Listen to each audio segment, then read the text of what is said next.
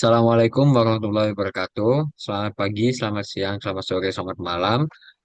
Perkenalkan, saya Biza Rachidin Sasmita dengan NIM 187231014 dan rekan saya. Ananda Gil Fatur Rahman dengan NIM 187231036. Di sini kami akan mempresentasikan hasil proyek basis data teori, yaitu tentang database toko roti. Next.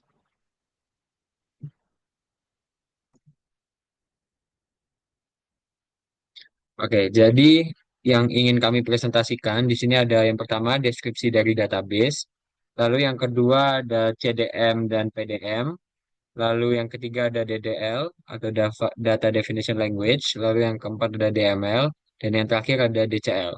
Lanjut.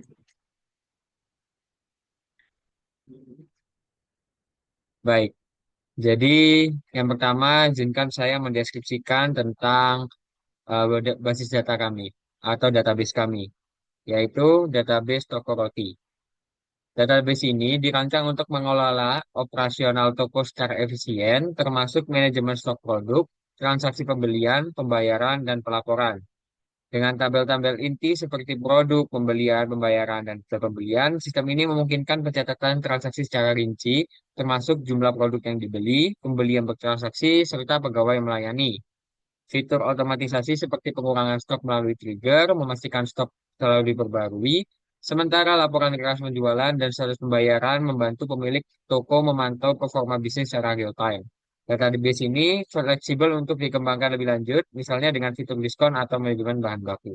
Next.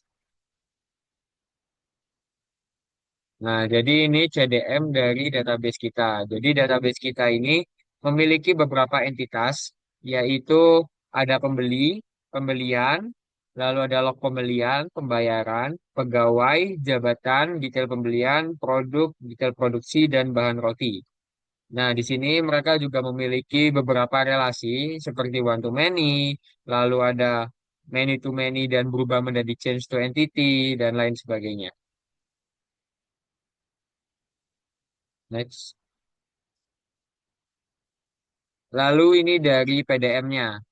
Lalu untuk PDM sendiri tidak jauh berbeda. Berbedanya hanya di PDM ini dia menampilkan foreign key atau key yang di apa ya ibaratnya diimpor lah dari entity yang direlasikan tadi. Lanjut.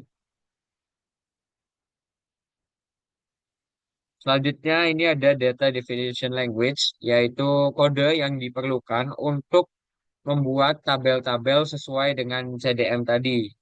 Kita menggunakan sintaks seperti create database, create table, dan lain sebagainya. Lanjut. Nah, ini adalah hasil dari uh, kode yang tadi kita praktekkan, dan ini sudah ada screenshot dari hasil run dari kode tersebut.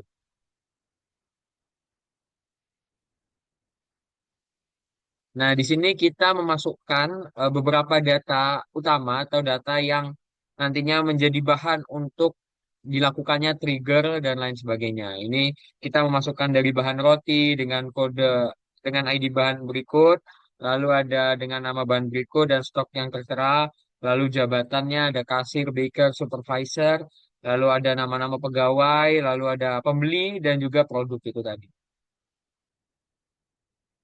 Oke, selanjutnya saya akan menjelaskan tentang DML yang trigger yang pertama. Nah, trigger pertama ini bernama akte pembelian insert, yaitu dia akan menambahkan row pada tabel log pembelian jika ada pembelian masuk. Jadi setiap ada insert ke pembelian, maka akan dilakukan juga insert di log pembelian. Dan dia juga akan ada statusnya yaitu belum dibayar. Kalau misalkan belum dilakukan pembayaran, mungkin akan dilakukan praktek selain.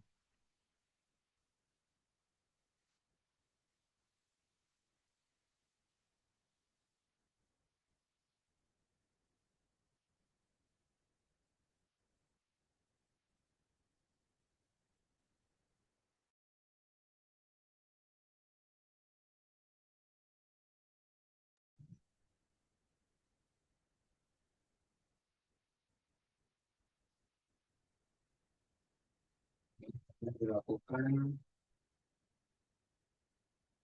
insert di pembelian.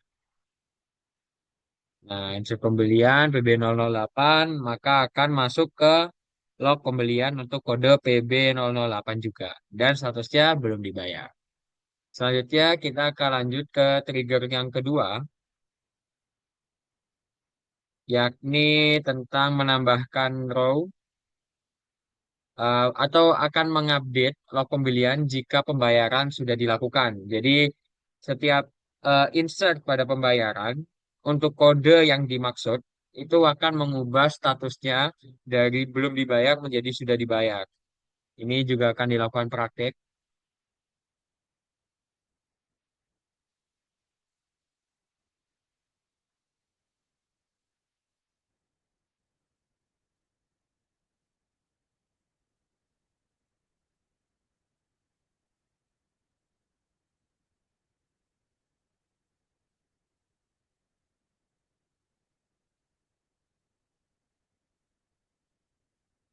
Nah, ini untuk kita bisa cek di log pembelian. Nah, yang untuk PB008 dari yang awalnya status bayarnya belum menjadi sudah. Lanjut ke trigger yang ketiga.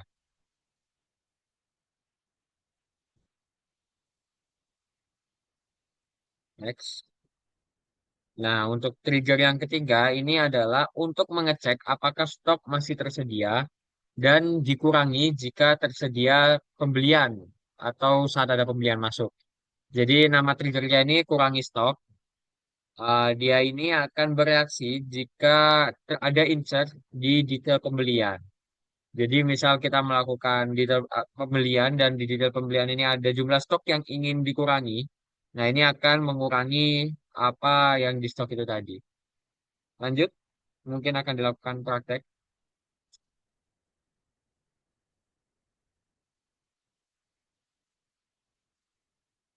Nah, ini misal kita mau mengetes roti tawar ya, yang stoknya 46. Kita akan melakukan pembelian lah untuk roti tawar ini.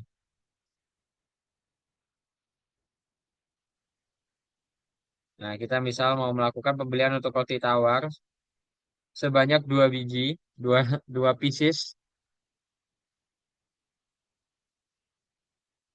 Nah, harusnya berkurang dari 46 menjadi 44 karena ada pembelian dua pieces roti tawar. Selanjutnya kita akan masuk ke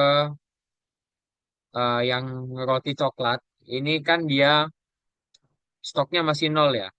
Nah, kita ini akan mencoba untuk menambahkan ya stoknya. Maksudnya jika kita membeli untuk yang stoknya itu masih nol, nah itu dia seharusnya tidak bisa dilakukan.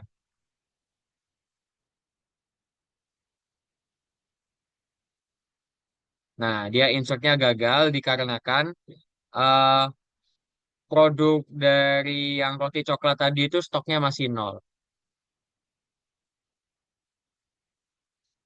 Selanjutnya akan dijelaskan oleh teman saya tentang produce.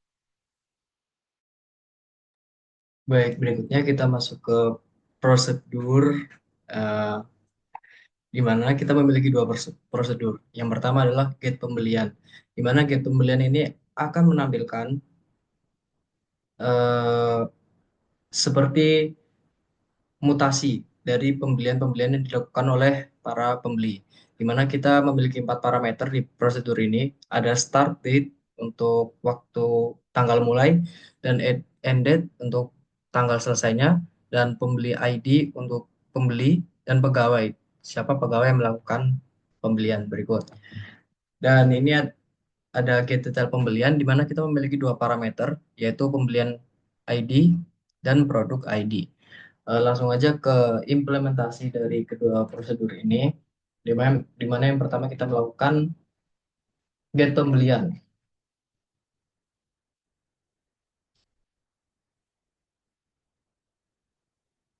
Kita bisa mengimplementasikan prosedur dengan menggunakan call, kemudian nama prosedurnya, kemudian isi parameternya. di mana kita melakukan dari tanggal 1 sampai tanggal 1 Januari sampai tanggal 31 Desember yang dilakukan oleh pembeli dengan ID PP001 dan pegawai PG001. Kemudian langsung muncul eh, ID pembelian yang dilakukan oleh pembeli PB001, tanggal pembeliannya, pegawai yang melakukan PG001, dan ID pembayaran. Di sini terdapat nol karena belum dilakukan pembayaran. Seperti pada prosedur ini, di mana terdapat left join pembayaran PI on P pembeli slash underscore ID underscore pembeli sama dengan P pembeli underscore ID underscore pembeli. Di mana jika ada pembelian tapi tanpa dilakukan pembayaran akan tetap dimunculkan, tetapi pembayarannya akan terisi nol gitu. Kemudian kita masuk ke prosedur kedua yaitu get detail pembelian. Langsung ke implementasinya aja. Kita memanggil lagi call get detail pembelian dengan parameter PB0001 untuk ID pembeliannya dan PR001 untuk produknya. Dan langsung muncul ID pembelian di mana dilakukan oleh ID pembelian satu. Dan ini adalah ID detail pembeliannya. Dan ini adalah ID produknya. Kemudian kita bisa melakukan berbagai jenis juga dari prosedur ini, di mana kita bisa menggunakannya untuk berbagai jenis. Yang pertama, kita bisa memanggilnya hanya dengan ID pembelian aja, di mana nanti akan muncul PB0001 aja yang hasil dari tabelnya. Kemudian kita juga bisa melakukan kebalikannya, di mana kita hanya memunculkan dari produk dengan ID PR001. Dan yang muncul akan dari PR001 saja.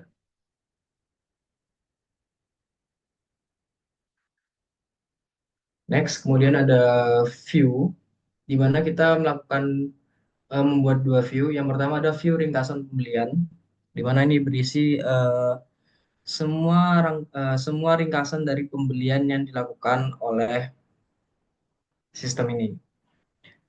Langsung aja kita implement. Oke, langsung aja ke implementasinya. Oke, seperti ini ya. Kita juga bisa memakai berbagai fungsi dari view ini, di mana kita bisa nambahin where. Misal status pembayaran sama dengan lunas.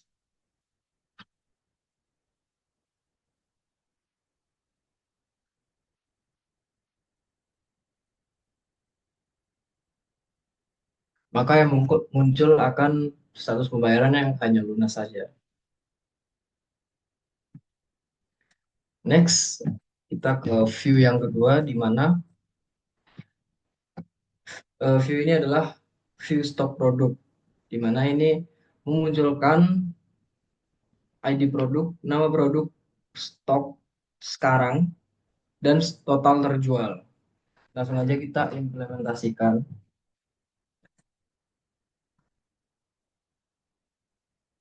Sama seperti yang tadi, kita bisa memanggil semuanya, atau misal hanya beberapa saja. Misal yang total total penjual lebih dari 3.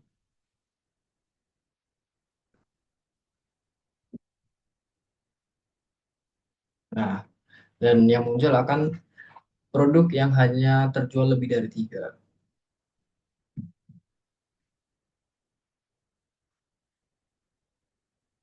Next ada DCL, di mana kami membuat 3 role, yaitu kasir, produktor, dan supervisor.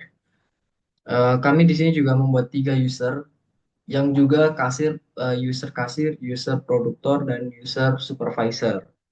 Nah, fungsi dari role kasir ini membaca dan menambah data pembelian, membaca dan menambah data detail pembelian, membaca dan menambah data pembayaran, membaca dan menambah data detail pembelian, data detail pembeli, dan membaca data produk untuk melihat stok.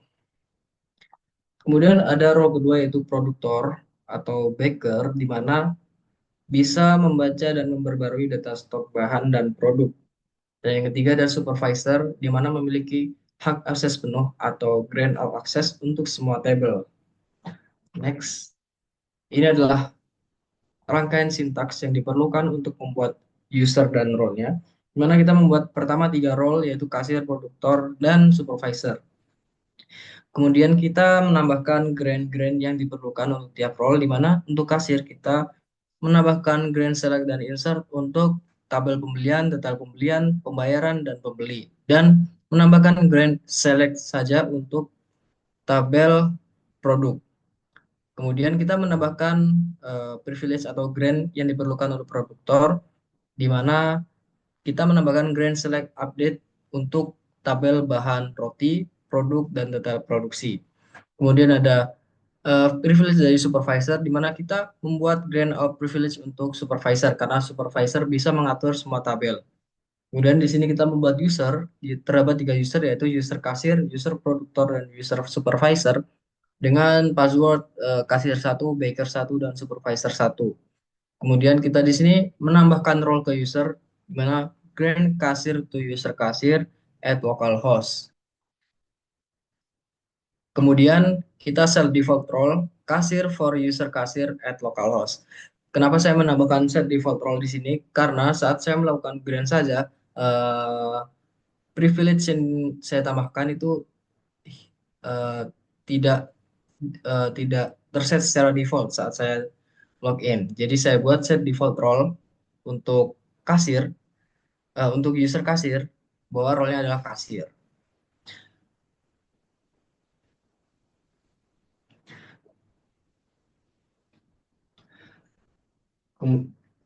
Langsung aja kita implementasikan user di database ini. Dimana kita akan logout dulu dari root, kemudian kita coba login untuk user kasir dan passwordnya kasir satu. Dan di sini terlihat bahwa tabel yang muncul hanya detail pembelian, pembayaran, pembeli, pembelian, dan produk. Untuk detail pembayaran, pembelian, pembeli, pembelian, dan produk, dan pembelian hanya melakukan select dan insert, sedangkan produk hanya melakukan select. Kita coba untuk insert pada tabel produk, apakah bisa atau tidak.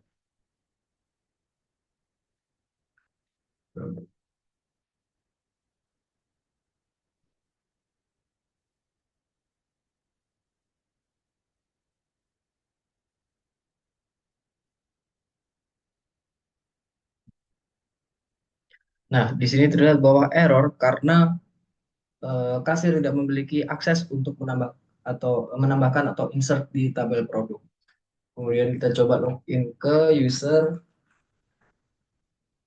produktor, di mana passwordnya adalah baker satu. Di sini terlihat bahwa tabelnya terdapat tiga, yaitu bahan roti, data produksi, dan produk. Langsung aja ke user yang supervisor dengan password supervisor satu. Di sini terlihat bahwa grand all aksesnya berhasil. Dia dapat mengakses semua tabel yang ada di database toko roti.